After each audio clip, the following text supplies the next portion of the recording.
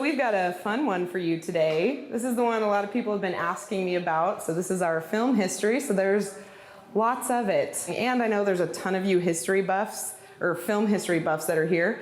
So if there's something you want to add, please, feel free, give a shout out. I might probably, there's a handful of you I'm going to pick on and ask questions. So don't be embarrassed. Yes, ma'am. Yeah, can you introduce yourself and oh, yes. tell a little bit about yourself? Hi, everyone. My name is Sarah. I grew up here in the area. I guess, I haven't done this since the first talk, but that was like 7 months ago. So I grew up right here in Agua Dulce, actually about 2 properties over that way. I've been obsessed with Vasquez always. My mom used to walk here before I was born, so I came here as a fetus, which is probably weird, but that's okay.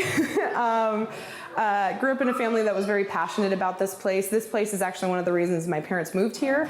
My dad always loved it here. He was a big advocate for just the general history of it, prehistory, all the rich native history that we have here, film history, everything else like that.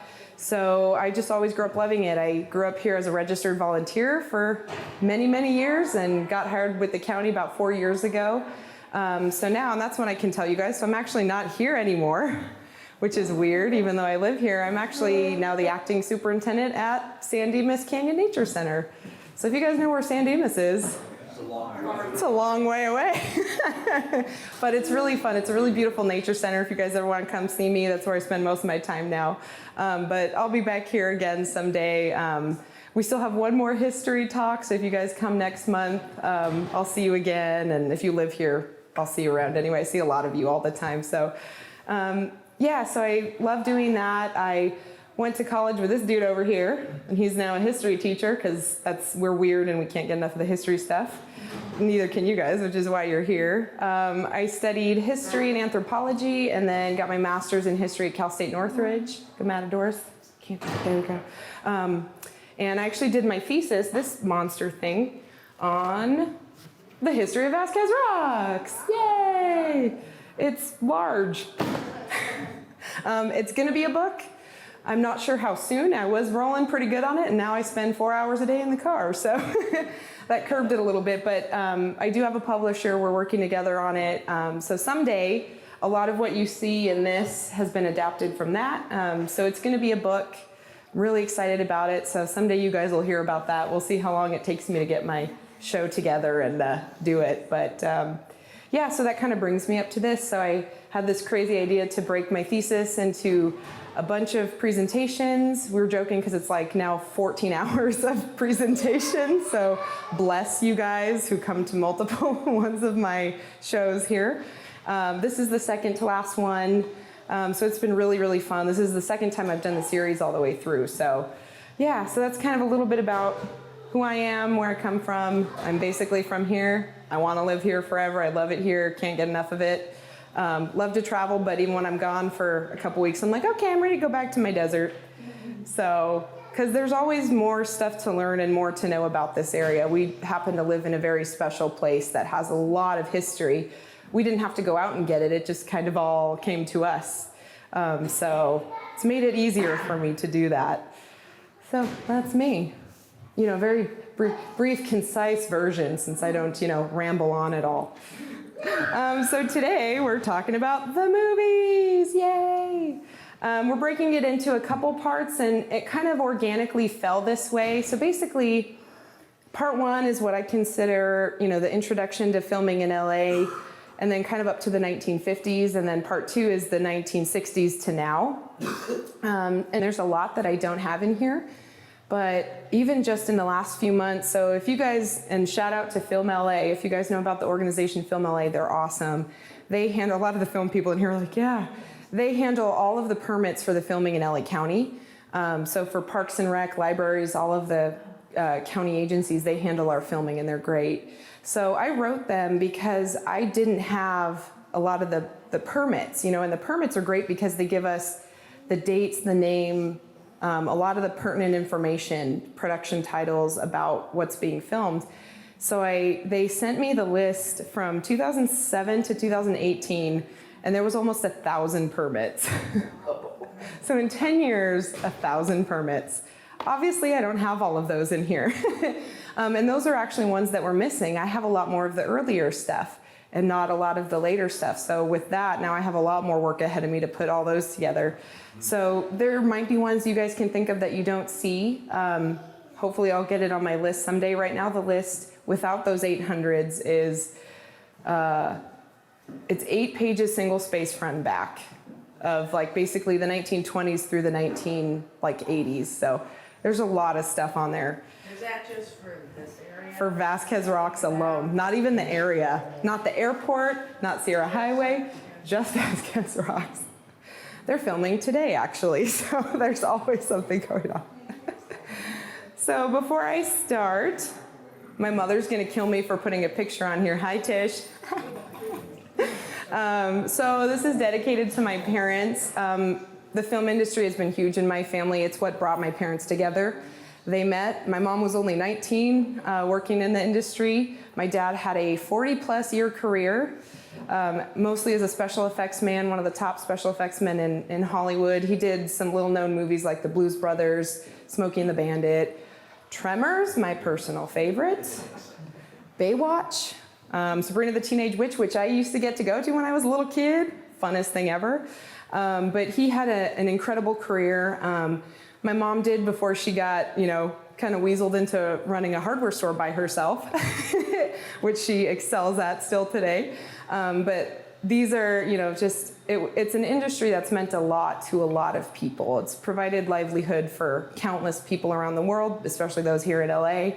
And with my parents, it gave us a really unique life. Who gets to do the things that people in Hollywood get to do? Like I would come home, my dad was a huge prankster, and I would come home and there would be an 8-foot fiberglass shark in the swimming pool, because why not? Stuff like that. There's pictures or a video of my sister as a baby crawling around with, if you guys have seen Tremors, with the big graboid heads, the worm things. My dad would be testing the viscosity of the blood and she'd be like walking around looking at the head.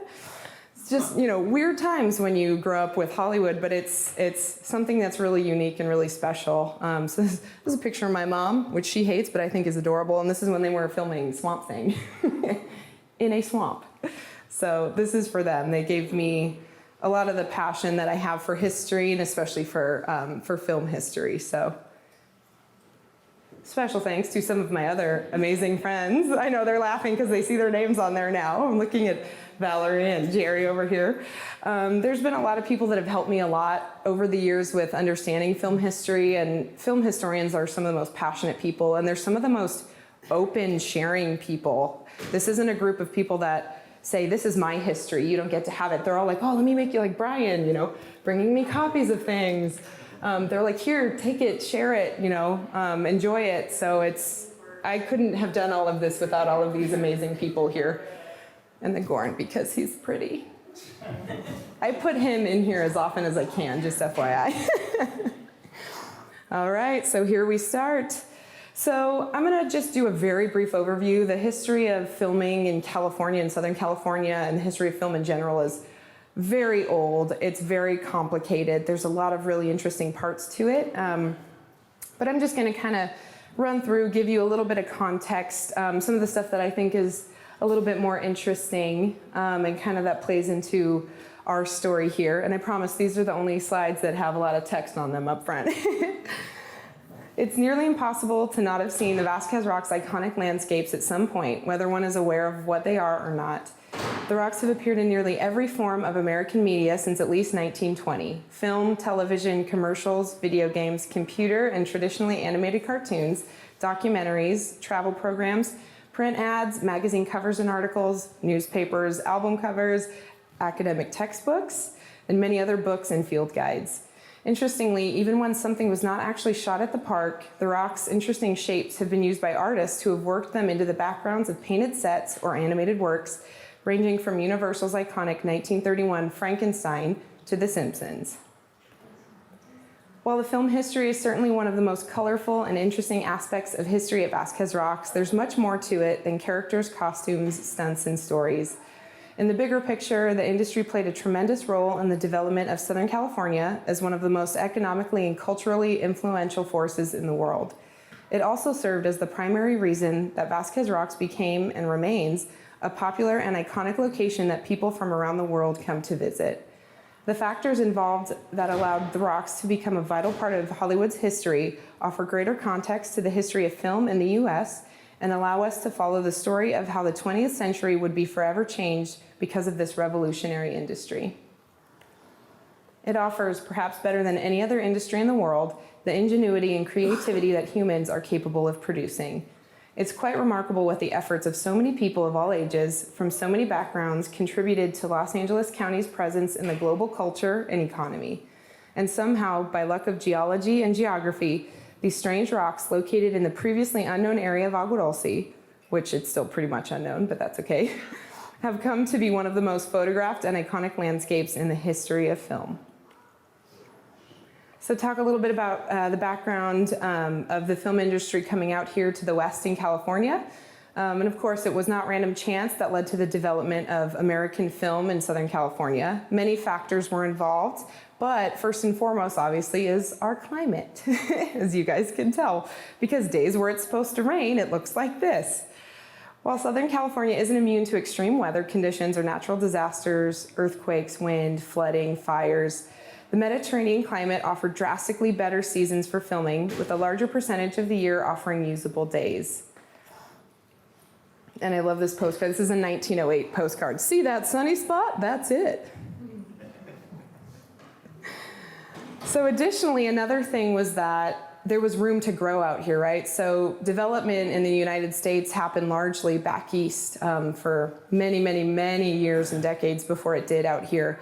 So if you think up and down the East Coast, especially New York, Boston, all of these old cities, there was not a lot of room, right? New York State, as tiny as it is, all of those East Coast states are almost the size of California alone. So out here, not only was the climate better, but you also had a lot of elbow room. You had rolling fields, you had huge, huge spans of land that had no development on it yet. Around the turn of the century, a shift began from live theater to film. Which is interesting to think about those early days where live theater was everything for so long, and then it started to convert over as technology changed. But the East Coast held all of those connections, so there wasn't anything out here yet. So the shift didn't happen just automatically. For some time, and I think this is really interesting, I never had thought about this, a relationship of physical work in California and financial work in the East created an industry that was more efficient in filming and producing finished works in a shorter period of time. So it was really a bi-coastal industry, which is really, really interesting. It's good you said that, because the headquarters of the companies remained in the East. Yeah, isn't that? The physical studios were here. They had to answer back to the money people. Exactly, the bosses. Yeah. Yeah, it's so interesting, but nobody, I didn't know that for a long time. She's actually probably the one that told me that. And even from the beginning, they went big, didn't they? So it quickly became apparent that the draw of LA was strong, and in a short period of time, the pendulum of the industry swung all the way across the country, leaving LA to stand on its own legs, fully producing and releasing its own films. By 1916, when D.W. Griffith's landmark film Intolerance, which is what this amazing set was built for, was produced, at least 60% of the film industry was now located in the West, and the limited participation of the United States in World War I allowed American studios to produce a steady flow of films and distributed them internationally, unlike any European country at the time. It's kind of not fair. Europe was a little preoccupied, but, Also, this is for you guys. So another really interesting part of that is that you can, with silent film, you obviously had caption cards in between. Those were easy to change in and out. So you can film, a film completely in English because you can't hear it anyway, and then just swap out the caption cards, French, Portuguese, whatever you were going to put it in, and you have international distribution. And I just found this one online. I thought it was funny. Gosh, I ain't had a thrill like this since my old woman bobbed her hair. Additionally, the evolving film industry was something that was unique to LA. While the more distant roots were in the eastern US, countries like France and Western Europe, what became of the industry was something that was really Californian.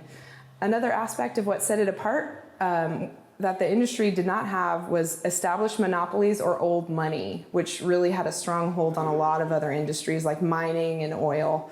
In fact, while it created entirely new types of the wealthy and unknown, it also created an extremely varied need for jobs for people in different fields. So if you think about it, in film, you don't just have craftspeople. You have the carpenters, the effects people, the costumers, but you have accountants, people that handle logistics, people in HR. It's almost endless, the radiation that spreads from the film industry. It requires a lot of different hands to put something together. So why film here? Location, obviously, right? So aside from the weather, we're in beautiful Los Angeles County, so we usually get the benefit of nice, stable weather. Southern California also featured a tremendous variety of natural film locations, all within LA County. You have them all in the county here, biggest county in the country, but we have mountains of snow, coastlines, cactus-filled deserts, rocky hills, and forested canyons. So you have a ton of diversity in one place. And while Hollywood proper became the recognized capital for filming, studios developed themselves and reached throughout the county to seek unique yet accessible locations, which usually included areas including the San Fernando and Santa Clarita valleys and the Agua Dulce and Vasquez Rocks areas. So unlike a lot of locations, a lot of the reasons that crews came out to this area back then are the same today, right? While it is more developed, the park stands at just shy of 1,000 undeveloped acres, which is really great. So you can see a picture that's 90 years old looks really similar to the way it does now. We still don't have a lot of flight traffic. We're not under a lot of flight paths, and if we do, it's from our little tiny single engines putting around at the Agua Dulce airport, and that's not even all the time. But the biggest things here were the geology and the location, because you can have beautiful geology, but if it's not close to where you need it to be, it doesn't really matter. So those two worked really hand in hand to make Vasquez such a popular location for studios. With specialized costuming and set decorating, the area could look like anything from the moon, an alien planet, the Sahara Desert, the great monumental valleys of Colorado, Wyoming, or Utah, or Arizona, or anything else the studio's artists could envision. Because the land was so adaptable to different genres, it maintained popularity through the rise and fall of major genres, which many locations were unable to and gradually fell out of use. So you have a lot of areas that were really popular, but they're limited, right? So Westerns were huge for decades. And then they kind of, had to step to the side for sci-fi. That worked out really well for us here, You have these eras of great dramatic war movies and things. Oh, perfect, throw them here too.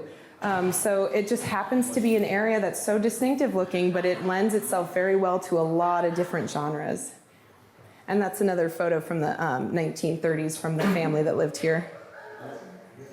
Speaking of them, if you guys remember, I don't know if some of you were here for our previous talks when we talked about these gentlemen. So this is the last family that privately owned the main part of Vasquez Rocks, including the big famous rock and where we're standing right now, actually. So it was Henry Craig, and then his nephew, and then the nephew's son. So it's Henry Craig, Ray Toney, and Ed Toney. So Ed Toney was actually the one that worked with LA County for it to become county property in a protected area. But, in order for these guys to survive, they relied on using this as a film location, as a park, any way they could kind of generate revenue, they did. And they never had a lot of money. They were always pretty poverty-stricken here, but they worked really hard to build this into kind of the little empire out in the dirt that it was. So Craig and Toney enticed crews with the benefits of utilizing their property. So this was their livelihood, right? It wasn't just upkeeping their property for themselves. It was either they did their maintenance or it couldn't be utilized as well. So they would advertise the really great geology, the naturally preserved vegetation. They were very protective over their vegetation. So this is a pamphlet that's from the 30s. And if you look at it, it says, "Do not cut any trees or shrubbery." So I'm gonna pass this one around. I know, because people back then tried to do it too. Smooth graded roads and parking and staging areas, which is why, so we actually have some people, once in a blue moon, somebody will get really mad at us and be like, "Why is the area down by the big rock graded? Why did you destroy all those trees?" We're like, we didn't. It was like that 100 years ago. Mr. Craig actually cleared the road and the main parking lot that's down by the Big Rock. We have not done anything to it. That's how it's been for a long time. And part of why it's so large is for filming and so that people can park down there. So actually, June or July, it's either June or July. This year, it's going to be 100 years since this became a homestead, since he got the property. So that parking lot's probably close to 100 years old. So that was a really, really big thing for him. Access to water was another big thing. And the ability, this is huge, the ability to construct large sets without concern over city codes, because out here was like the Wild West. Building and safety was not out here hassling you. Fire department was not out here hassling you. So you had a lot of space. If you wanted to build something big and crazy, you could do it. And if you wanted to leave it up for a while, it was on private property. You could leave it up for a while. So those were all things that they would use to kind of appeal to location departments. So benefits to the family from filming were obviously the revenue generated from fees they would charge the studios. Endless publicity, because every time a new movie would come out with Vasquez Rocks, it would just kind of help perpetuate the interest in the area.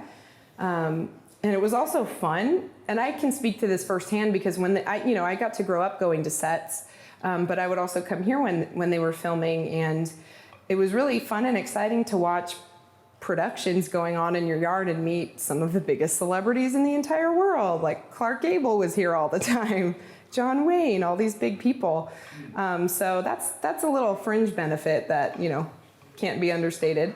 And another bonus, which is really interesting, so you guys may know, studios don't, if they can dump materials that they use so that they don't have to transport them back and forth and figure out what to do with them, they like to do that. So the Krieg-Toney family would be like, oh yeah, leave that plywood, leave those 2x4s, leave the nails, you can leave all that stuff here, we'll take care of it. And that's actually how they built the house that's right out here, was largely with leftover set materials. They would pull out, I was reading some of the interviews with the family, and they would pull out and straighten nails that were in set material. They were poor, but yeah, so that was kind of a neat thing. So they were very resourceful. So one thing that Vasquez also had working for it was that it was very accessible by road, especially after the 1920s. So if you guys kind of remember from our tourism and road talk, 1921, pavement and improvement of the Old Mint Canyon Road, so that's what Sierra Highway is. 1933, 34, they did a bypass where they widened and improved that road even further. 1937, that road actually became transcontinental, so it became the first transcontinental highway in the country, not Route 66, it was Route 6 that went from Long Beach to New Jersey, and that drew a lot of people through the area.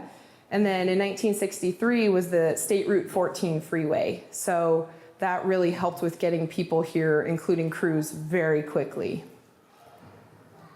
So the pamphlet I passed around for you guys, and I can pass around another one. This one's in a little better shape. Oh, that's this one actually. So that guy is this guy. So it's a little bit different than that one. But again, from the 1930s, the family put these together, we think mostly for studio location departments, not necessarily for the public because they were kind of expensive to print. They're on glossy paper and all pretty. But, I'm sure they had to wine and dine, location scouts a little bit to kind of, come out here. Please, we need the money. They would also do things like put up nice signage. So this is another one I've showed you guys before, but it's such a neat photo that I love sharing it. So this was also for the public, for tourism, but it was also to point film crews down the way to get to Vasquez Rocks. So he also advertised how nice his parking areas and the road was, so he kept it really smooth. It shows you how flat it was. Did a really good job of maintaining it. I don't know how he did that. I don't know if he even owned a car, but he owned a tractor. So here's Mr. Craig standing in the middle of the driveway again. Super smooth. And then I show that kind of in contrast because if you look at these pictures, it looks like the area is very developed. But they also would provide the studios photos like this to show we do have these beautifully cleared areas, but at the same time, if you move over 20 feet, it's fully vegetated. And this was really important for filming because you want it to look natural if possible. So moving on to our first decade where I really have, any meat to give you guys on this. We do think, and our wonderful friend Mark Wanamaker, who is my guru of film history, he thinks that the earliest date-ish of filming here is around 1905. We don't know exactly when the first thing was filmed here. We don't know what it necessarily was. We may never know. As I'm going to talk about soon, I'll just jump ahead and do it now. I don't know if you guys know a lot about silent films and how hard they've been hit over the years. So they estimate that about 70 to 80% of silent films are gone forever, permanently lost. So it's not like digital now, right? Like you have a copy of your favorite movie that you can download onto your phone. It's almost unheard of for a film to fully disappear today. But back then, when you only had limited copies and they were on film that was so fragile and so flammable, they physically would disappear. They would burn, they would erode. And they, with the studios with silver nitrate, Yes. turn it into reclaim the silver and the nitrate. There you go. Because they're too expensive to store. You have to refrigerate them. It's too expensive. What are you going to do with them? You're never going to re-release them. So. Exactly. So it's, and they're never even going to know the exact percentage of how many have been lost, which is so sad. So we don't know. So that's the thing, is we're probably never going to know what the first thing filmed here was, which I have to just not think about. But so assume it probably started, close to the turn of the century or the 19-teens. The first one that we know, at least for now, and this is something we'll probably, I'm sure Mark will stumble across something when he's doing archival research. But the first one that we know for sure was Human Stuff, which was a Harry Carey movie in 1920. And it's lost. But the cool thing, though, with that is once in a while a lost film shows up. Like the Dolores Del Rio Ramona showed up. Not even that long ago, less than 10 years ago. And do any of my film people remember what country it was in? Not even in the United States. It showed up like in Brazil or something. Some crazy place that they would have never thought to look for this film that we thought was gone forever. So you never know. It's always possible. Always possible. Is that, just a question I see that, it says Carl LeMay, is that the same family that's building the theater there in Newhall? Lemley. Is it? My Newhall people? Yes, it is. Is it? Yeah, that's interesting. Oh, yeah, I never even thought about that. That's so interesting. That's a long history, man. You want me to turn it up a little bit? She didn't hear the So he was asking, how do you say it? Lemley? Lemley. He was asking if Lemley that's on one of these, which one is it on here? Oh, the Harry Carey one. If I could read, that would help. There's the new theater going in Santa Clarita, and he was asking if that's the same family, and I guess it is. Which is pretty cool. Yeah. It's like the Valuze family. You have dynasties that stay in and around Hollywood for many, many years. So film, for Los Angeles also gave the city, the region, and the resorts their degree of national and global visibility that was unsurpassed. Urban boosterism that was common in American cities in this era, but only Los Angeles possessed Hollywood. By the 1920s, this is a crazy figure, 100 million Americans attended films at least once a week, and the films and newsreels that they watched showcased the bungalow neighborhoods, the beaches and mountains, and the seemingly carefree resorts of Southern California. By the 20s, it was obvious that the film industry was here to stay, but how did the studios keep up with the ever-growing competition to be bigger and better? Because we just can't stop ourselves. They did so by joining the revolution of off-site location filming, and by the end of the decade, the use of sound. Although it's likely that the studios had utilized the rocks in earlier years, one of the earliest known films shot there was the 1920 feature Human Stuff. And this is where I talk about the lost films, so we'll jump ahead a little bit. So there's Human Stuff, and then two of the other ones that I know for sure that are in the 20s. I don't have a lot of information from the 20s, but we have The Last Frontier and Beyond the Sierras. So hopefully someday my 1920s section will be very robust. So a big change, as you guys are probably aware, was the change from silent films to sound. Aside from location filming, the avenue that most greatly changed the course of film was the creation and implementation of sound. So this is an interesting history because, I don't know, did you guys grow up watching Singing in the Rain? I never get sick of that movie. Although the technology of creating a feature-length film with synchronized sound, including dialogue, existed before the turn of the century, which a lot of people don't know that that existed, they just weren't able to force themselves to implement it because it was going to be really expensive. Because if you think about it, you had to change not only how movies were written and produced, how you cast actors. Think of Singing in the Rain with her terrible, terrible voice. She's my favorite. How they would be filmed and recorded, but also think of the theaters. The theaters were going to have to really reconfigure how they were set up as well. So this is like the change, you know, with movie theaters going to digital. It's like you've had these huge waves of change that the film industry has gone through over and over again. The leap into the use of sound in mainstream film came when Warner Brothers took a huge gamble on the jazz singer in 1927. So if you think that they have this technology at the turn of the century, 30 years before they actually put it into use, the risk actually turned out to be worth it, and a new era in Hollywood's history was born. This resulted in theaters across the country having to rush to update their facilities to accommodate for sound pictures, but by 1931, most of them had made the changes necessary to stay in business. By 1929, the industry was well established enough and competitive that the first Academy Awards were held. God, 90 years ago. Crazy. All right, the 1930s. So I won't read this whole one, but basically something important to know about the 30s is that this was what they think was the most transformative decade for the film industry in history. This was huge for Hollywood. In perhaps no other decade did the Hollywood film industry and its product look so different at its conclusion as compared to its beginning.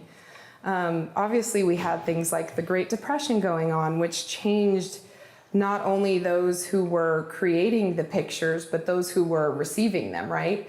Not only did people not have anything to go view the movies, but their outlook on the world was changing too.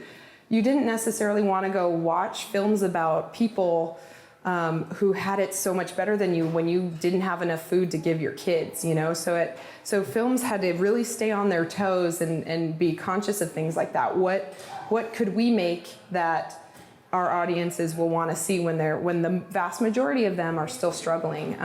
But like my dad always told me, there was still people, even if they had no money, not two dimes to rub together, they would take their dime and often go to the movies, which we call escapism. But it's really interesting to look at some of the types of movies that came out, you know, in the era of the Depression, and just seeing how you wanted to entertain people and allow them to escape a little bit, but you didn't want to alienate them. So they had to be very conscientious of what they were putting out there. So these are some of so this is what I mean when I have more than the 20s. So these are some of the things filmed here in the 1930s. So everything with the asterisk is a Western. So Westerns have been huge here from the very beginning. Some just really interesting ones. I'll let you guys look at that for a minute.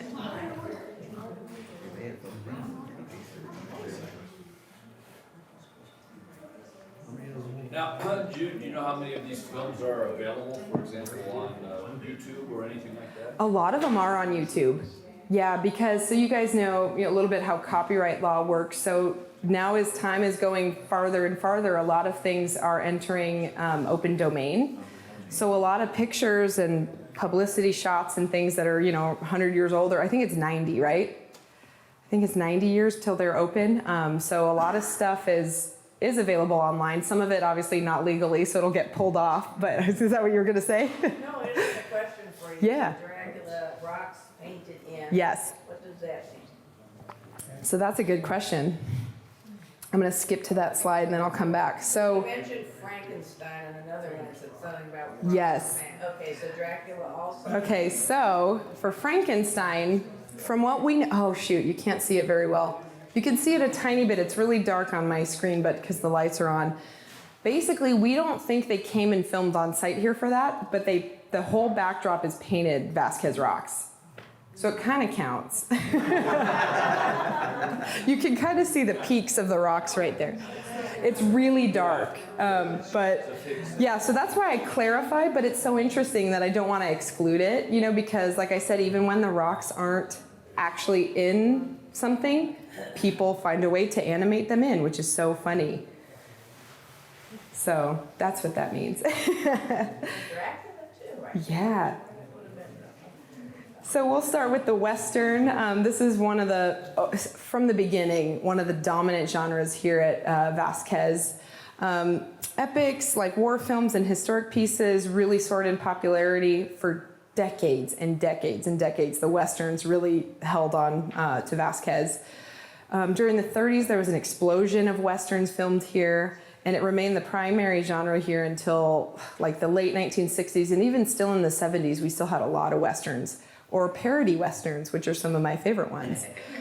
Westerns brought in the largest stars in the genre's history, including Harry Carey, Tom Mix, William S. Hart, Buck Jones, John Wayne, Roy Rogers, Dale Evans, my favorite, Gene Autry, Randolph Scott, and many, many more.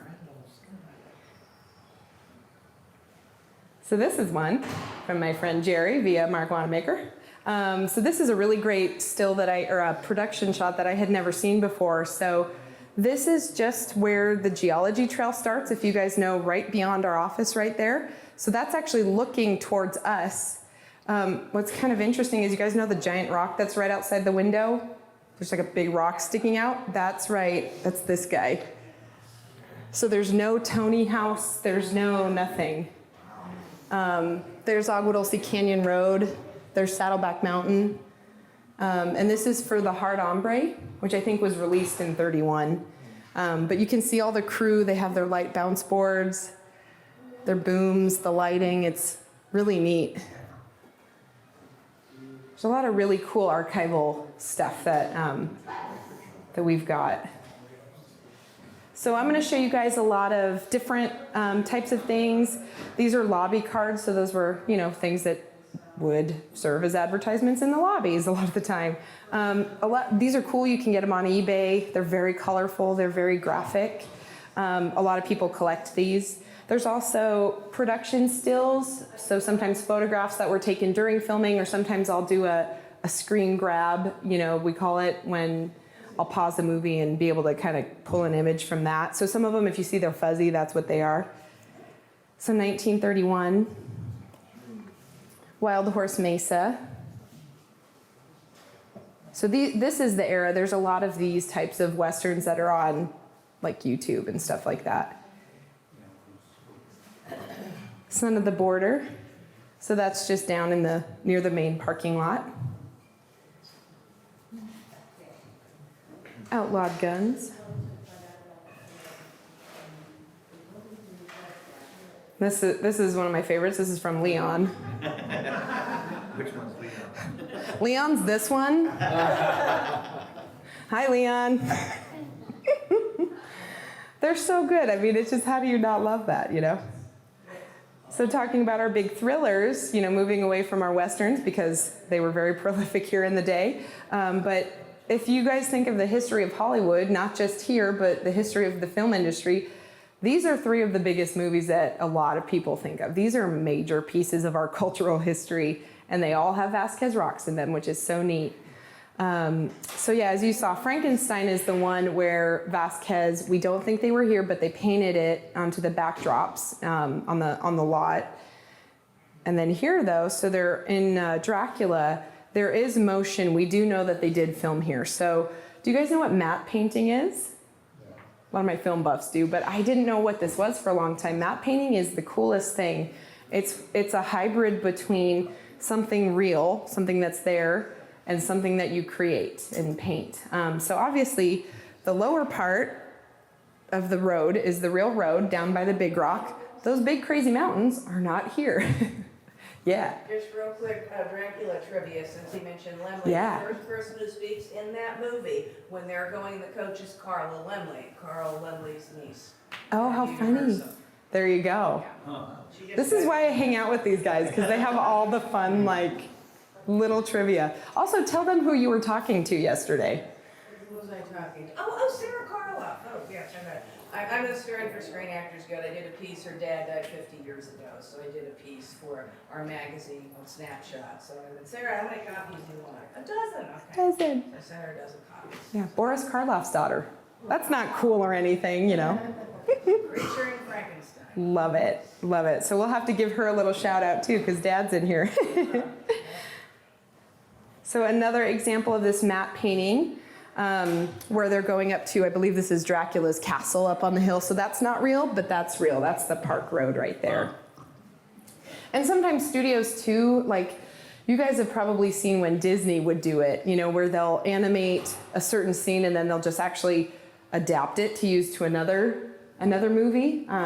So that's kind of how a lot of this worked. You know, studios like Paramount or Universal, they could have footage of a carriage going down the road, and sometimes it could be kept and reused in a different way, recut, repurposed, you know, using a different matte painting on top of it to change the way it looks. So we've seen that come up certain times also. So here is the Frankenstein one again. Sorry it's so dark. It's dark here, so you can't really see it well, but you can kind of see the rocks peeking out. I just think that's interesting that those are kind of the big three of the thrillers in early Hollywood, and they're all with Vasquez. So here's Werewolf of London. This one's more obvious. 1935, almost 100 years ago. And this is neat because they kind of would use, you know, manipulative film techniques to make, you know, film during the day but make it look like it was night. I'm just blown away by the creativity of what people were able to come up with so long ago. So if you don't know what matte painting is, hopefully this will help a little bit. So basically, you film something, you roll it, you know, on a screen back here. You have a part of a canvas that hangs in front of it. So this is kind of a view. So this is one plane, and this is in front of it. So to make this look like it had the front of a cave, they, you know, for this horribly cheesy movie, which we'll talk about, you hang it over and then you record as it's playing. It's so creative and it works really well. So there's a lot of these early films, and even there's a lot up in the 70s that would use this. Before everything went, you know, crazy CGI, that was the way to do it. Here's another local photograph. So this is one of the only ones that I'll show you that's not in Vasquez Rocks, but it's about 2 miles away on Sierra Highway. And this is for the Charlie Chaplin film Modern Times. I love this because this kind of shows you the setup, the equipment that they would use for location filming. Yeah, that's the final scene where they're going down At the end. together. Yep. This one. Yeah, there you go. So that's kind of the flip side of that shot. So this was filmed in a couple of areas on that stretch of road. This is basically, you go down Agua Dulce Canyon, you hit Sierra Highway, and you go right. So this kind of ranges everywhere from by the fire station up towards where the Mormon church is, kind of in that little few mile stretch. Yeah. All right, the 1940s, moving right along. Film industry showed no signs of slowing in the 1940s, and a wider array of genres began to gain popularity, such as epic action films, war movies, and science fiction films. Like the 1930s, there was a great degree of change during this decade, particularly in terms of the American economy and culture before, during, and after World War II. So here are some, again, I'm missing quite a few from this section, but these are just some of the ones that I kind of have verified and that I have on hand. You have some early TV shows, which is really neat, obviously in the end of the decade. Again, look at the asterisk. There's still a lot of Westerns, but you're like Baghdad. You're starting to get some of these, you know, big epic Middle Eastern or war movies that were becoming more popular. 1001 Nights falls in there. 1 Million BC, one of my favorites. Anytime you have like a reptile that's made to look giant, I'm here for it.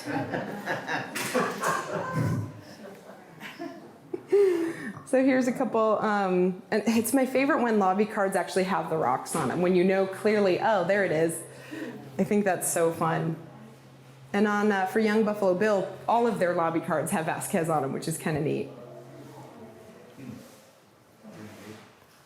Again, giant lizard. Love it. Ah! I think he's cute. This looks like my dog. A lot of this section, shout out again to Mark. He has a lot of awesome archival material. So actually, we'll plug Bison Archives. So our friend Mark, again, has had like my dad, just like a multi-decade career. Basically, they got into the film industry as kids, as early teens.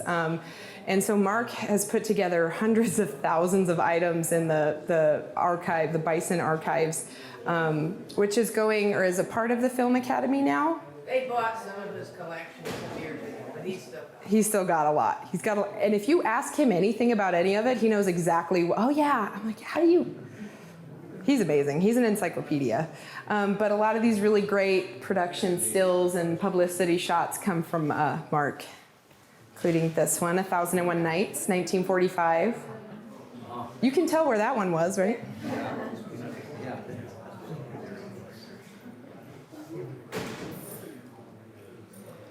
Apache Rose. This was down near the parking lot. Roy Rogers and Trigger spent a lot of time here. A lot of time.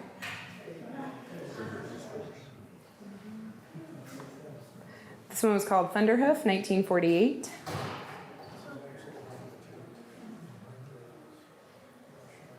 Baghdad, 1949. Yeah, Maureen O'Hara. You guys always recognize her right away. Again, that was in the main part of the parking lot. They took over the whole lot down there. So we're going to jump to the 50s, or else I could keep you guys here all day. So basically, the 50s were another really transformative period in the film industry. Can you guys think of why, maybe? What really came about in the 50s? Television, yes. And then another genre. What's a genre that came about in the 50s that Westerns were already here? Sci-fi, yeah, more Westerns, a bunch of TV Westerns, but sci-fi really kind of started to blossom in the 50s. So I've got a lot more for the 50s. And again, this is probably only a fraction of what there was. These are just ones that I know were here. And again, you can see still a bunch of asterisks, a little less than before. These are just the full-length features. Yeah, you've got a little bit of different stuff here going on, but still a lot of Westerns.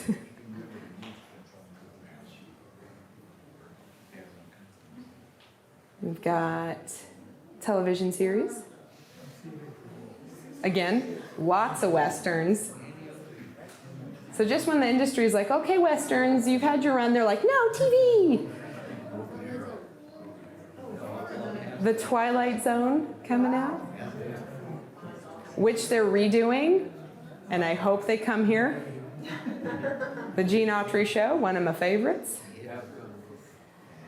So this is a cool thing, and I talked a little bit about this for our tourism one.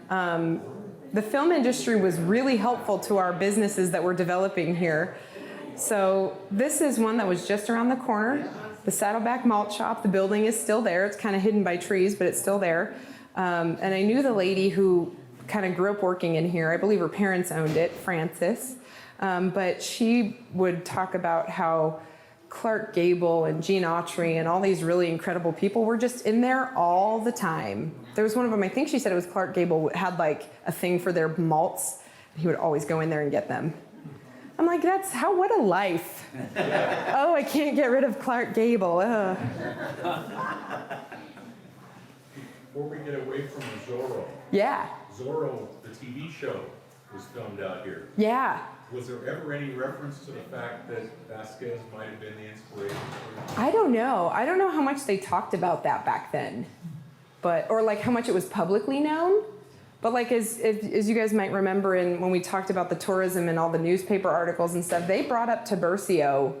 They still bring up Tiburcio. So I don't know. I mean, maybe.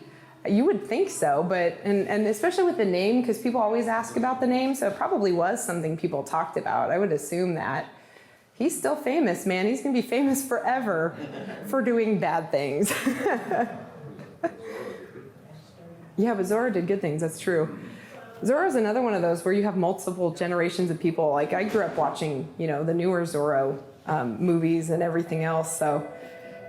So this is one of my favorite production stills, because that is crazy. That's from our friend Mark also. That's the movie Sugarfoot, which came out in 1950. Yeah, stunts are rough. Being a horse in the film industry is rough. Not as bad now, back in the day. But that's just in front of the main rock, and you can see how far those guys are jumping down. Absolutely crazy.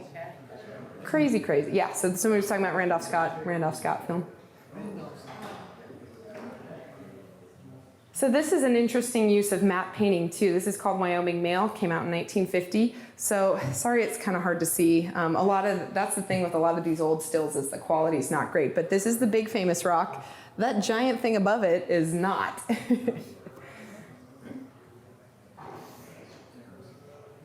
So a little bit more matte painting. They were really good at this. That giant fort thing is not there, was never there. That's only matte painting. So this is all real. And the background is real, those rocks, but that castle fort monstrosity thing down there, not real. This, however, was real. Oh, you can't see it very well. Can you guys tell what that is? An Arabian castle. That was never here. The detail of the matte painting is really amazing. You guys will have to come back and watch the video because these will be up front in the video so you can see it a little bit better. This is a personal favorite for a lot of people. The Lost Planet, a very popular serial from 1952. I tried to petition the county to have those uniforms, and they said no. Whatever. At least, I was like, at least the helmet.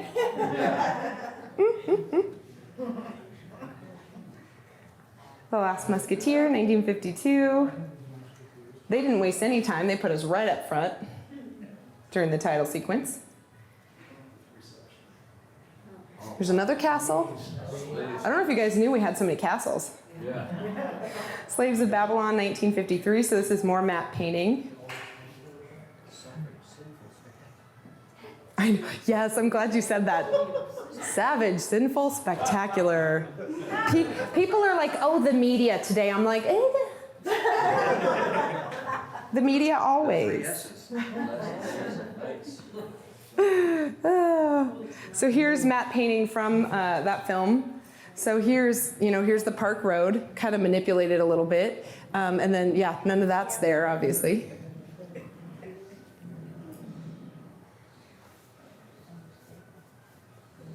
Oh, we're right on time. Got a few more for you, and we're going to take a little break.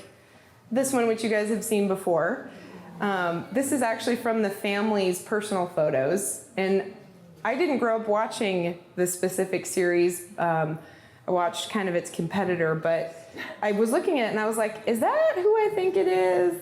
And it is. Yeah, I know.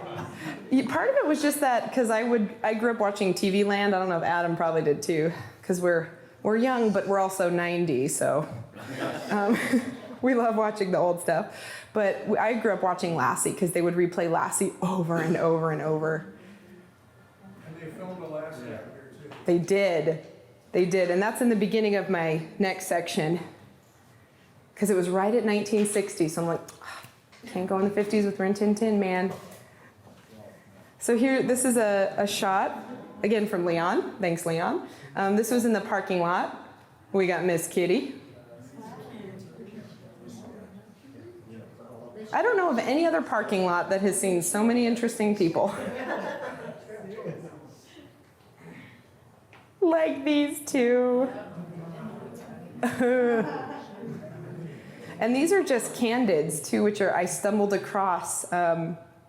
They showed up on this girl's blog, and I'm having a hard time even trace where they are exactly even from, because people put stuff on blogs and then they don't cite where they get anything. So I'm tracking it down because I'm like, ooh, are there more of these? But I just thought that was a really sweet photo.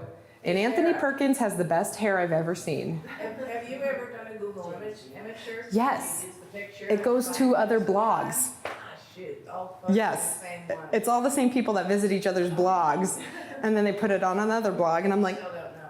yeah, but I need to keep checking because it'll come up at some point. So one last thing before we close out the 1950s is this crazy castle that we had. This one's real. This was not matte painting. Some of you guys probably visited it. Yep. Yes, I love it. People come in here fairly regularly and they're like, am I crazy, or was there like a castle here? Like some people, when they're like, when I was 5 years old, I swear there was a castle. I'm like, yes, there was. You're not crazy. So you guys know, because people always ask, that's what it was built for. That's what it was originally built for. Tales of the 77th Bengal Lancers TV series on NBC. So Leon, the sleuth that he is, tracked down a TV Guide magazine article on it, which is super cool. So this is on the SCV TV or SCV history website, and it talks about the construction and the cost and the purpose, why they did this project. And I don't know if you guys have calculated the inflation. It's over $1 million today. Over $1 million to build a set for a TV show. Shows you how well the industry was doing at the time. And with that cost, I mean, the set was huge. So here's the big famous rock. The green thing, or circled in the green circle, is the set. It was pretty good size. It was very large. And it stood for about 10 years. I don't know exactly when it was taken down. I think around 68 or 69. People love to play on it. People let their children play on it. Glad John's still alive because he played on it. You're still here. It was a big old draw for tourists. They used it for filming too, throughout that whole decade. It shows up in a lot of different things. It shows up in Star Trek. It shows up in Wild Wild West TV show. A bunch of different things. And it's pretty impressive, but it started to degrade over time. So I'm glad the county decided to dismantle it after they bought the property.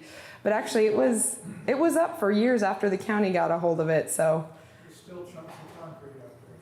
Yeah, you can find pieces of concrete left over. I still find pieces of foam from the Flintstones, which is crazy. All right, guys. See, I put him everywhere. Any excuse. All right, we'll take about 10 minutes. Please eat any of the food that's over there still. Have some coffee. Okay. So for our 1960s, we've got a lot going on. I don't have a lot listed here. This was a very prolific decade for filming. I just haven't had time to sit down and go through all of the masses of stuff to verify what was done here or not. But there's a lot more films than this. These are just, again, ones that I know for sure.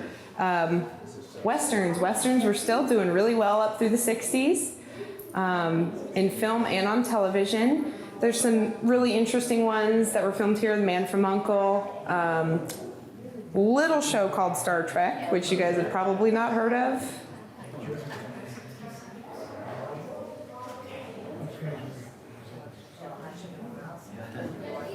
What's funny is, every once in a while, I'll come out here on a hike and there'll be a bunch of college-age guys dressed in Star Trek. Yes. Taking pictures. But it's always the whole generation Star Trek. Yep. Yeah, so he was just saying he lives locally, so he'll come here and he sees like a bunch of young guys in full Star Trek costumes. Trekkies come here a lot. They're my absolute favorite. They're like the nicest, most enthusiastic people. They come from all over the world. I've met them from Thailand, Belgium, the Ukraine. That might have been the farthest away. And they come into the building go in there, change, and then they come out in full garb. They're so cute, and it's always the old one, the original series. It's awesome. So right at the turn of the decade, this little, was the original Lassie a girl? Remind me. Yes. Boy, Right? Lassie's a male, always. Well, but the They have actor. more fur, they have thicker fur. Male Oh, model. there you go. See? Always a He was male. the actor. Played by a male. Little Cold War era stuff going on in this episode, which is kind of interesting. Here's our fort making a little appearance. So as I mentioned before, this fort, faced possibility of demolition over and over and over again. But every so often, NBC or CBS would offer big bucks. Oh, can we use it one last time? I'll give you like 10 grand. Okay. So that helped it survive a little bit longer. This is the original Wild Wild West TV series, probably the first season because it was the only one that was in black and white. Pretty cool though. Another one with the fort. This was Fort Utah, 1967. I love the caption. He vowed to kill no more until the ambush at Fort Utah. And then he killed everybody. So this is an interesting one. This is another Leon acquisition.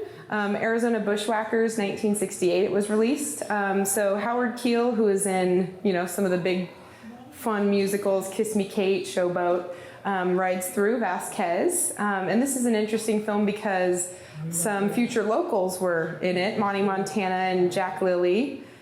Also in the movie, Yvonne DiCarlo, John Ireland, Roy Rogers Jr., whole cast of folks. So this is one that I haven't seen, but they filmed a few scenes here. Thunder of Drums, 1961.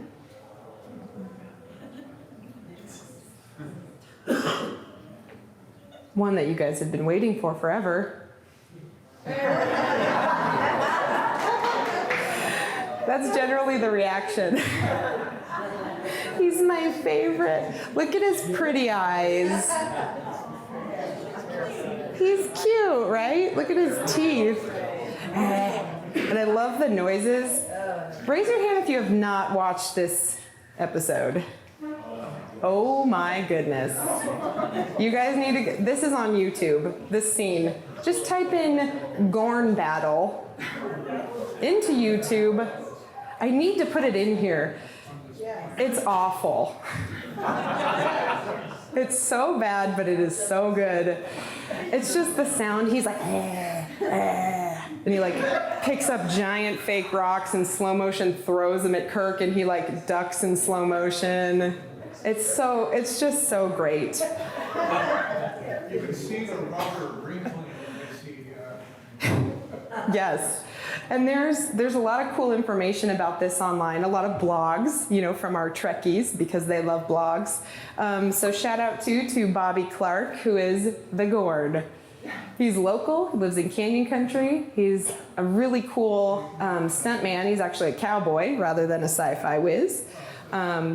But he says of all the things that he did, he's had a multi-decade career, but this is the big one. And nobody knows who he is. So it's Bobby Clark. That's Bobby Clark. Hi, Bobby. So this is from, obviously, season 1 of the original series.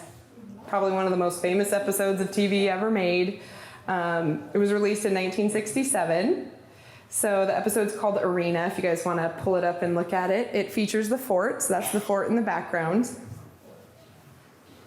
It's just so glorious. It's so good. You want to know a little bit of history, but see, you notice the gate there? Yes.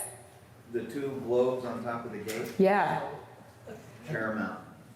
They're at Paramount? Those are mimicking the gates of Paramount. Oh, that's interesting. Looks like RKO globes on the top. Well, there you go. The battle of film people. Hold on, I got a pinwheel going on. It always lightens up as soon as I stop talking about it.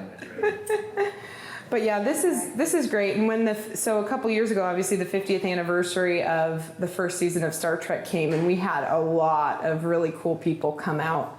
I might have put on my Gorn mask and walked down there and taken some pictures. I should have put that in the slideshow. I saw a horse with a Gorn mask on. Oh, he wins. He saw a horse with a Gorn mask on. Only here, huh? Was it here, Agua Dulce Acton? We do weird stuff out here, I'm telling you. Hold on. Does anybody have questions while I still have... Oh, see? It never fails. As soon as I try to stall for my pinwheel thing, it changes. So you can see a few closer stills from the shot. People love to recreate these when they come here, which is really fun for us to see because we'll just see people out in the bush. They'll have their friend on the ground and they're like, ah. Like this. I see a lot of this.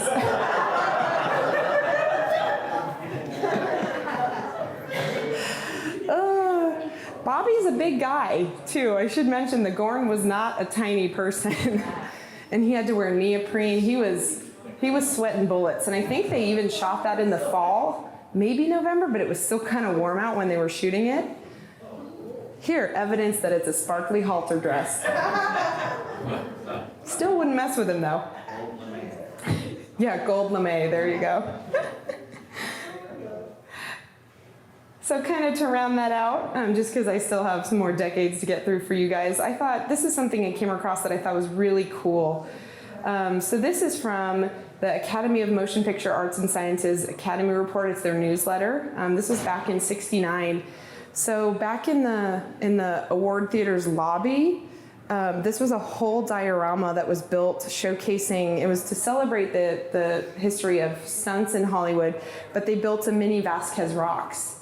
And they replicated little, like 1-inch tall stuntmen, like jumping off and swinging around. And I don't know if this survives or not. I would love to find out. Valerie can find out if anybody can. Probably ended up in a dumpster somewhere, but 50 years ago or whatever. But I just thought that was kind of neat that we've been featured in some really, really cool ways like that. All right, the 1970s, a weird era, but a good one. So, as you guys know, 70s, another very transformative era here. A little thing called the 14 freeway was in use by then. They had started construction on this segment around 62, worked on it 63, and I think it opened in 64. So that really streamlined people being able to access this area. So here's a neat photo. People always love this one. I believe this photo is from earlier in 63, I think. And this is our off-ramp, Agua Dulce Canyon Road. I know, there's no traffic on it. Okay, I still miss it. I know, huh? No accidents either. So something that's interesting that you guys have probably heard of, especially if you're film buffs, if you've heard of the 30-mile zone or TMZ, that's a really interesting part of the history that, again, Vasquez Rocks had a little bit of a factor in. So the 30-mile zone is basically an area in Hollywood that they designated was a zone that is a reasonable distance for someone to work, right? You can't really ask people to work 7 hours away and not cover mileage, per diem, housing, all of that. So at Beverly and La Cienega, they put the little epicenter, so right here, and then they drew in any direction, 30 miles, they drew a circle. And you don't have to be compensated or per diem, anything like that if you're in that circle, right? Look where Vasquez is. Just inside.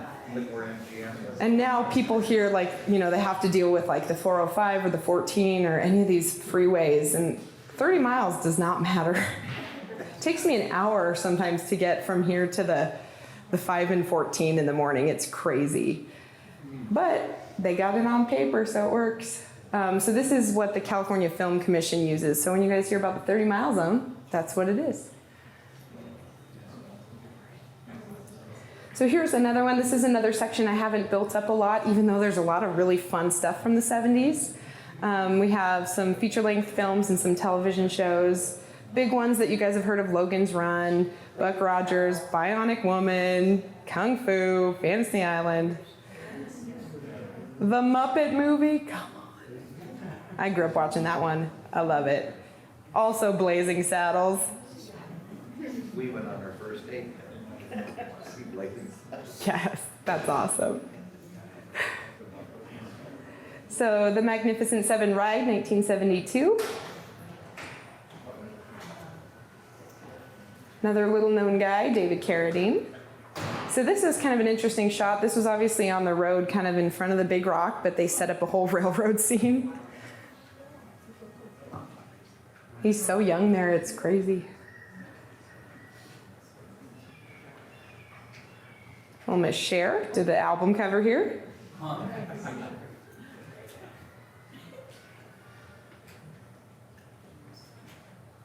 The 70s had some more controversial stuff. Blazing Saddles. So they filmed, I think they must have spent a bit of time here. I'd have to verify it, but they had, again, set up more railroad tracks. They filmed various scenes in the movie here in different parts of the park. Okay, this is one of my favorites. Has anyone seen this? Oh my goodness. It's horrible and amazing. It's so horrible, it's good. Huh? It's so horrible, it's good. Claymation dinosaurs eating people. It's awesome. Girls in bikinis. Always girls in bikinis, you know? How do you not? It's the 70s, man. So this should still be on YouTube. Go watch it. Before you leave here, pull it up and watch it.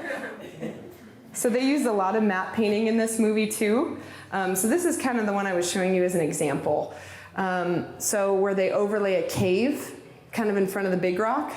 So that's what it looks like in the film. It's kind of neat.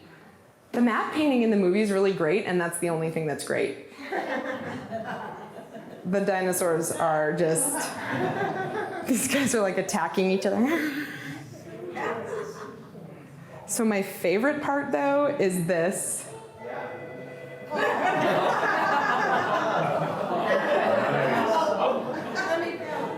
He literally, and picture the human, it's a little claymation human who moves like Gumby. And he gets gored and then he gets thrown off the big rock. I mean, you know. I hope he was the bad guy. I know, and honestly, I didn't have the patience to sit and watch the movie, so I have no idea what it's about. But it makes me laugh. Dinosaurs win. Yeah, I think the dinosaurs win. And it's funny because it's like, that's not even a T-Rex doing that. It's the nice plant eaters that are getting all kinds of crazy. See, Chris, this is what I was talking about earlier. So That's good. why he's throwing him over, because he's not vegetarian. Exactly, yeah. I want meat. So my Triceratops is my dinosaur. This is one, it's funny because a lot of people don't know. So you know Andy Griffith. Who's that guy? It looks like Paul Newman. That's Jeff Bridges. As a baby. I know, he looks like Paul Newman. He's so handsome. But that's what throws people off is they're like, well, if that's Paul Newman, why is Andy Griffith that old? That's actually a really good movie about the business of movies. Yeah. So that movie is about the business of movies. It's really, and that's a newer one that I didn't even know until a couple years ago. And that picture is in our parking lot down here. That's the rocks in the background. And also just because Jeff Bridges is my favorite. Why not put him with his underwear on his head? In my slideshow because I can. So another campy decade, which we love, the 1980s. So here we've got, again, this is another, so kind of these later decades are the ones that I really need to build up. But like I said, so now that I have this list from Film LA with almost 1,000 permits within 10 years that I got to go through, I got my work cut out. So here you're going to see some like crime dramas. You're going to have more action movies, a lot of weird stuff, stuff that you wouldn't really see before, like really interesting parody movies like Amazon Women on the Moon. 1980s TV series, you have things like Tales from the Crypt, obviously Star Trek The Next Generation, My stepmother was. MacGyver. That's a personal favorite. Did you? Hey, to see it. So this is interesting, Armed Response 1986. This is an interesting one because it shows what used to actually be allowed here. You can't do that no more. So not only explosions, but flipping cars in the parking lot.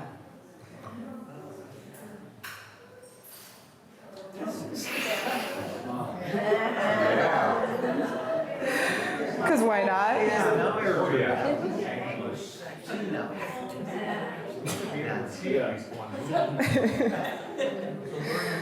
Again, just right in the parking lot.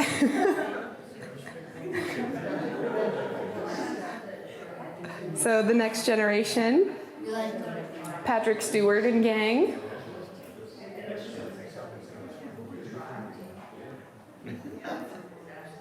One of my personal favorites, Dwight Yoakam, did an album cover here. And my sister's favorite, Tom Petty. Music video for You Got Lucky back in 82, and then Dwight Yoakam was here in 89. Tightest pants in the whole world.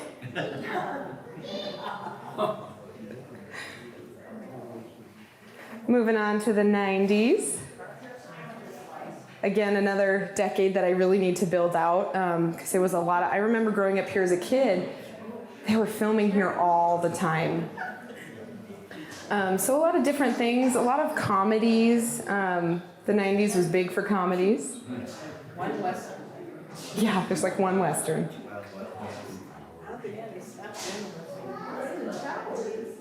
Yeah, it's really interesting when you step back and look at film history decade to decade and see how culture kind of dictated what was big. Dinosaurs were big in the 90s, you know? We had a lot of big shows here, shows that kids in my generation grew up watching. Power Rangers. I didn't watch Buffy the Vampire Slayer, but all my friends did. 3 different Power Rangers series. 4 Power Rangers, who knew? Friends, a little show called Friends. A lot of stuff going on. One of the least known music videos of all time, Michael Jackson's Black or White. So this was a huge scene that they did in the main part of the parking lot. A lot of different native actors going on. They had a huge scene where they were running in circles, different powwow dancers, a lot going on. Really entertaining music video that had a lot of different locations. That was a big undertaking. Movie called For the Boys. I don't know if you guys have seen that one. 1991. Yeah. Bette Midler. That was right in front of the big rock, that picture. Bill and Ted's Bogus Journey. A young Keanu Reeves.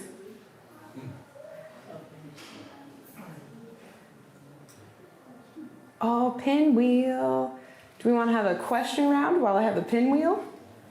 Statement? Anything fun? I just wanted to go back to the 1960s, and I saw that the Rat Patrol was filmed here. You know, I was just a young teenage boy then, and that's North Africa. It's kind of interesting that this was used for North Africa. I loved that show as a kid. Did you? Because I always had jumping jeeps over the sand dunes. Oh yeah, you can't beat that. Yeah, this has played Africa a lot over the years. Arabia, like that's the thing, like we were talking about, it's so adaptable that it can be Wyoming, or it can be India, or it can be North Africa, or the moon, or planet Vulcan, or any of these places. And it's interesting that it can do that because they're so distinctive. You think when you have something that's real distinctive, it has a very narrow scope, but that's not the case. I love when my pinwheel goes off when I'm trying to talk to you guys. Any other questions? Commercials. Do you have any slides on commercials? Not really. Commercials are hard because they're not really archived much. Or if they are, they're very internal, so it's hard to get a hold of a commercial. Films are obviously a little bit different, but you know, commercials are so fleeting. You know, they only run them temporarily, and maybe there is a big giant commercial archive in the sky somewhere. But we'll see. I would like that though, because I remember growing up, I would always see it in commercials. Taco Bell, Pepsi, all these big companies were here, and I don't have any of those, but I have their names in the paperwork. Army of Darkness, right there up front. So these are some of the sillier 90s movies. Mom and Dad Save the World. Oh, yeah. So this had some earlier computer animated graphic in it. Always the girls in bikinis, come on. In the Army now, 1994.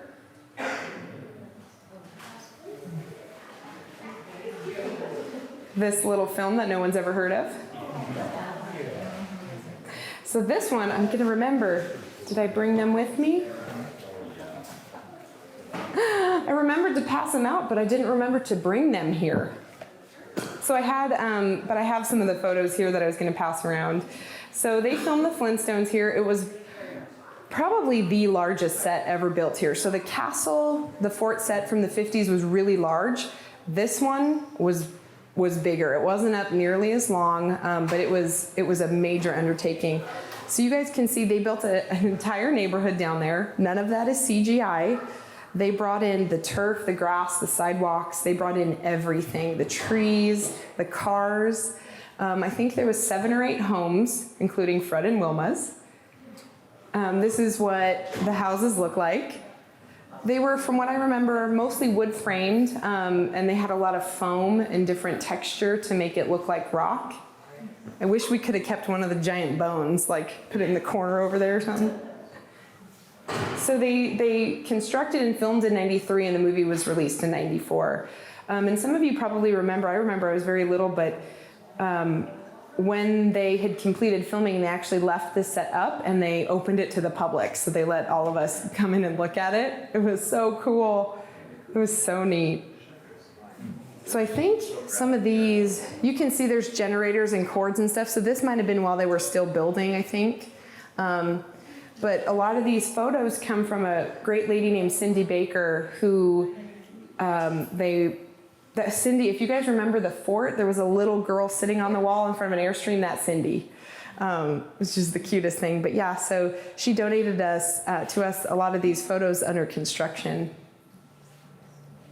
A couple more. It was weird. As a little kid, it was bizarre to see this. I think I was in kindergarten when this happened, and it was like, it looked so real, and they matched it so well to all of the rock that it was like, whoa. So here you can kind of see before they, I think this was a backside. I'm pretty sure a backside to one of the houses. So you can see some of the cabling, but you can see the wood construction. But yes, we still do find chunks of foam from that.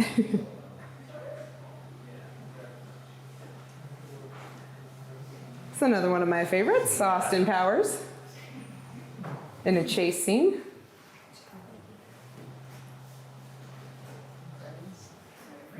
We got Joey from Friends. Jumping on to the 2000s. So again, there's been a lot more than that filmed during this decade, but this is just some of this is not including really the teens. This is kind of up to like 2009 or 10. But you can tell still some of the bigger stuff. Silly Hollywood movies like Rat Race. Little Miss Sunshine. Big TV shows like Fear Factor, CSI, Star Trek Again, Battlestar Galactica, NCIS.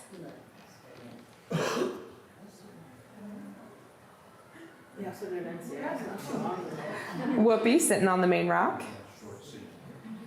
One of my favorite movies, which tells a lot about my intelligence, Joe Dirt. Because he's sitting in a trash can eating Cheese Whiz that he found in there. If you haven't seen it, it's the silliest movie, but it's really cute. So here, we're supposed to be a vista point at the Grand Canyon, so we've been the Grand Canyon. And like I said, even if they don't, and this is a unique one, so this is a unique type of appearance. So Little Miss Sunshine, you know, great movie. They didn't actually come here to film. They filmed from a moving vehicle and put it in the background as a cameo, which is kind of cool.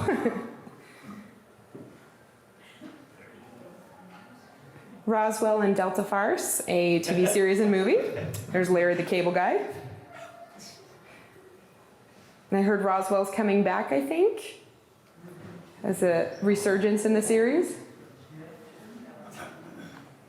A really big one, and I remember this was really exciting when it was going on, was the reboot of Star Trek with the 2009 film, which they did here. And they did some really interesting CGI work, kind of duplicating the rocks.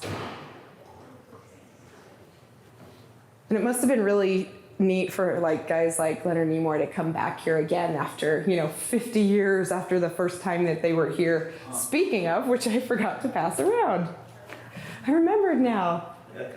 My wonderful friend Brian brought this for me a couple times ago. So this is Kirk and Spock reading a Mad magazine in our parking lot.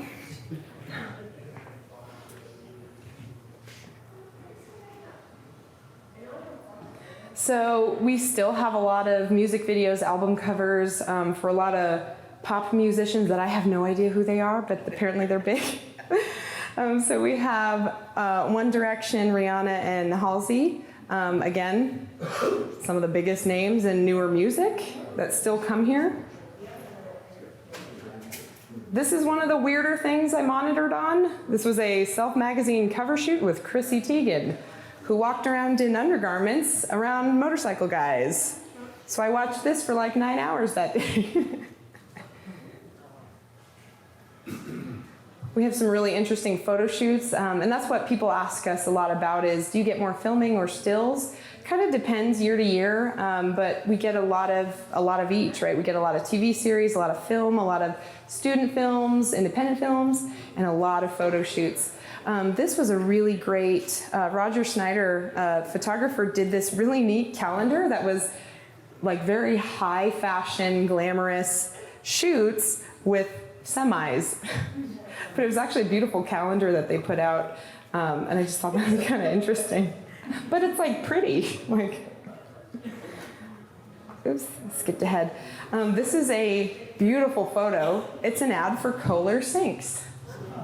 That's a sink, but it's beautiful. Yeah, very artistic. We get a lot of high fashion and editorial stuff. Vera Wang did her bridal shoots here a lot. The Jenner girls, again, two of the most famous people on the planet right now, have shot here. These are two of the newer ones. So back in November last year, Julie Roberts was on the cover of Harper's, which was kind of neat. And then Rosie Huntington-Whiteley, beautiful girl. They did a shoot here not that long ago. I mean, when I walk around the rocks, that's usually what I wear. Oh, that's you. Adam also usually wears it. I'm on the left. Yeah, that's him. I usually wear the fringe, but I don't have the legs that he has. I don't know why I have any friends. Squats. That's how he He does a lot of squats. This is another one that I was lucky to monitor on when I kind of first started working with the county, HBO's Westworld. Really beautifully done show. Last season was a little confusing. Those of you that watch it be like, yeah, I didn't get it either. But it was a beautifully done show, beautifully written, costumed, edited, sound, incredible series. And they filmed here a bit for their first season. So we're gonna kind of wrap it up with a grouping of things that's pretty fun that you wouldn't expect. So even if, Vasquez Rocks, they don't come to film here, it gets drawn in a lot. So one, you'll see it even in places where you're not paying attention, and all of a sudden you're like, oh, there's Vasquez. So part of what it is that it's been in film for so long and you've seen it over and over, and even if you don't know what it is, those iconic points of sandstone are kind of, there in your brain. Part of it too, which I wondered just from observing it, is that I see a lot of students from Cal Arts, which is one of the huge schools that puts out animators for like Disney and Pixar and DreamWorks. CalArts is like a half hour away. So I'll meet a lot of CalArts students that are here sketching, and they'll take field trips here with some of their illustrating teachers. So it kind of makes you wonder if it just gets plugged in because of their familiarity with it. So this is a really cute movie called Book of Life. And I watched it like 3 times before I noticed that Vasquez is in the background. So this is one, and sometimes if it isn't Vasquez directly, it's inspired by it. So you have Radiator Springs. He's my favorite. Tomater. This is one that it's not Vasquez alone, but it served as part of the inspiration. Prag Rock is kind of a conglomerate of different ideas, but it's kind of interesting. And again, you know, you have a lot of students that were coming out of CalArts that worked on it, so it kind of makes you wonder. But kids come here and they're like, "This is Prag Rock!" It shows up in a lot of places because of Star Trek. Star Trek is just so entwined in our popular culture. I mean, in every generation, every living generation has ties to it. Even the kids now, little tiny kids love Star Trek, which is so amazing to me. And now there's a new series that's on again. So it's like, you know, like our age, you know, when we were growing up in the 90s, it was the next generation. There's always one that's new and fresh, and they're still rerunning the old ones, which everyone loves the original series. But you have this replica usually of the Gorn episode coming up. I was watching Shrek the Third one day because I like Shrek, love it. And I realized that they were making fun of that scene. So Merlin is the Gorn, Merlin without pants on. And you can see the rocks in the background poking up right there, which is kind of funny. You have to see the scene to really kind of get it, but it keeps showing up. And then this is a big one, The Big Bang Theory, really popular show. They came here and shot part of an episode, obviously in their garb. It shows up in animated series like Futurama. It's so good. Family Guy. So really top tier entertainment. Look at his little leotard. He's not even wearing a dress there. We were the Google Doodle one time, which I think is fun. And of course, you know you've made it when Homer Simpson comes to visit. He's a little manlier looking there, I think, the Gorn is. And of course, comic book guy, one of my favorite characters. So this was an episode called YOLO, because you only live once.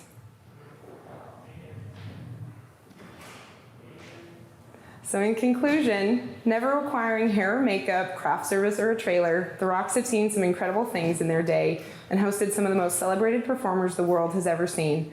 The Rocks have played the Moon, the Arabian Desert, Planet Vulcan, Dracula's Hills, Frankenstein's Hiding Place, and various locations in the desert of the American Southwest.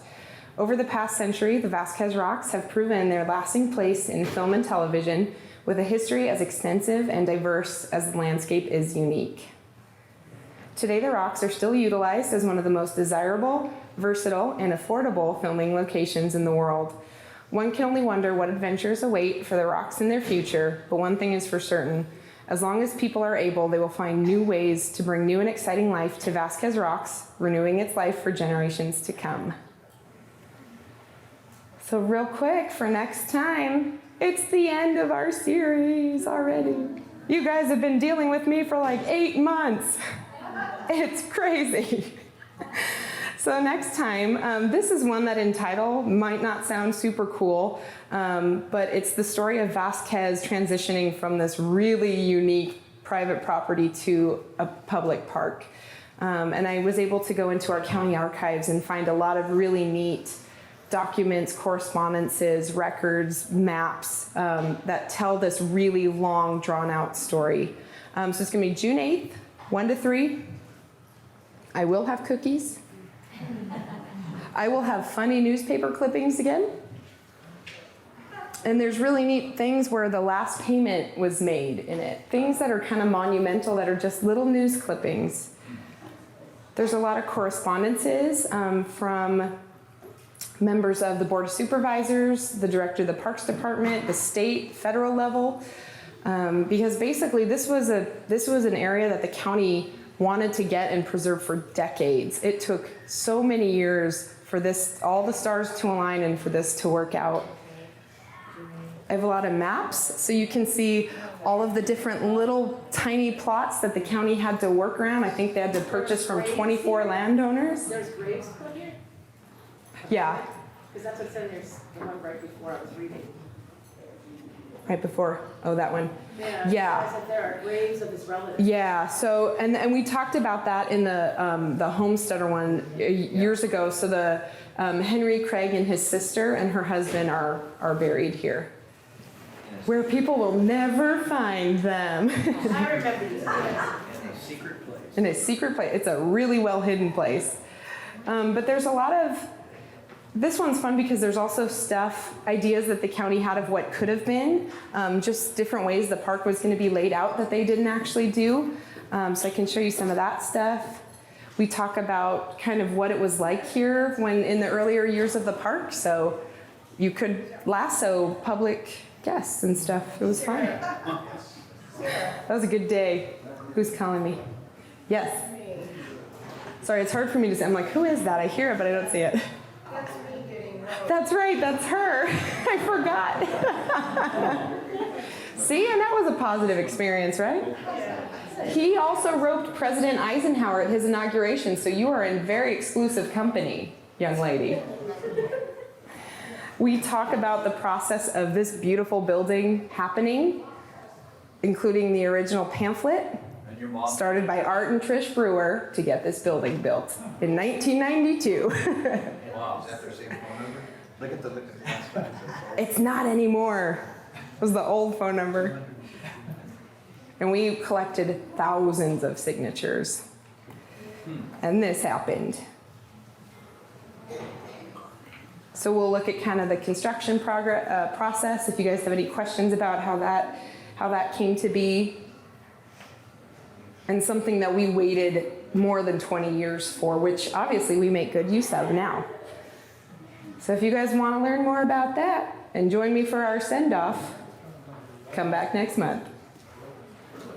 Thank you guys.